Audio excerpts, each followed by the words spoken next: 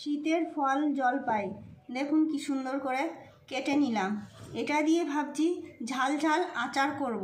সারা বছর ভিনিগার দিয়ে রেখে দেবো, টক লাগবে, টক আচার হবে। এই আচারের জন্য 5-6টা শুকনো লঙ্কা, ধনে 2 চা চামচের 2 চামচ, জিরে 2 চামচ আর 5 ফোড়ন 1 চামচ। এটা শুকনো খোলায় একটু গরম করে মিহি করে নেব, বা ছাদে ভালো করে রোদে দিয়ে একটু গরম হলে এসে মিক্সিতে বেটে নিলেই হবে। ভালো করে রোদে দিয়ে এই গরম গরম অবস্থায় নিয়ে এসছি। এবার একটু গুঁড়ো করে নেব, গুঁড়ো করে জলপাই আচারের ভিতরে দেব। দেখুন কি সুন্দর মিহি গুঁড়ো হয়েছে। তেল ভালো করে গরম করে নিলাম, যাতে ছাদে আর পরবর্তীতে রোদে দেওয়া না লাগে, ঘরে রাখলে নষ্ট হবে না। জলপাইতে নুন দিলাম আর হলুদ দিলাম,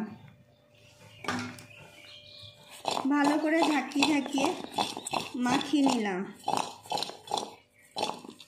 জলপাইগুলো ধুয়ে ভালো করে মুছে নিয়েছি, যাতে একটুও জল না থাকে। জল থাকলে কিন্তু আচারটা নষ্ট হয়ে যাবে। তাই হলুদগুলো ভালো করে মিশছে না, তেলের ভিতরে দিলে আবার হলুদগুলো মিশে যাবে। তেলটা গরম হয়ে এসছে, এবার গ্যাস বন্ধ করে দিয়ে এই জলপাইগুলোকে দিয়ে দিলাম। এই গরম তেলে যেটুকু সিদ্ধ হবে সেইটুকু, আর রোদে দেওয়া লাগবে না। এবার যে গুঁড়ো মশলাটা বানালাম সেইটা দিয়ে দিলাম,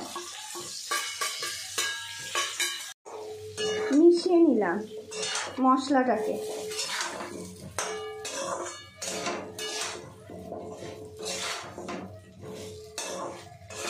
ওই গরম তেলটাই দেখুন অনেকটা সিদ্ধ হয়ে গেছে।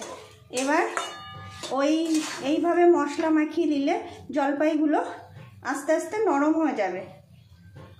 এবার 1 ঢাকনা ভিনিগার দিলাম।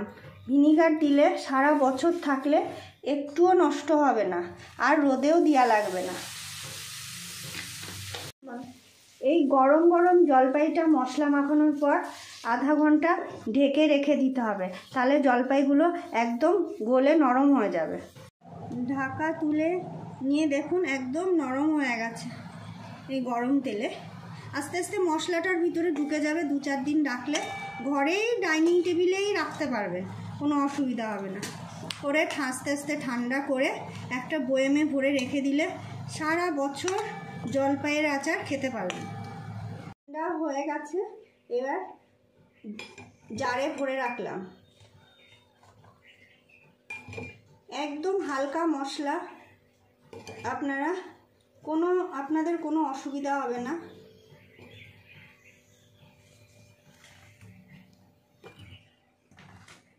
দিলাম, আস্তে আস্তে এগুলো জলপাইয়ের মধ্যে ঢুকে যাবে।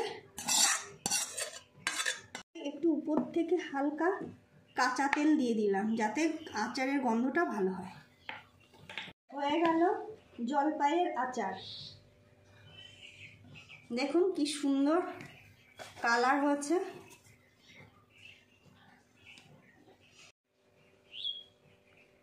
ওহ, কি দারুণ গন্ধ বেরিয়েছে আচারটা। আপনারা করে খাবেন। আপনাদের যদি ভালো লেগে থাকে এই আচারটা অবশ্যই বাড়িতে করবেন এবং খাবেন। আর আমাকে লাইক, শেয়ার, একটু কমেন্ট করে দেবেন।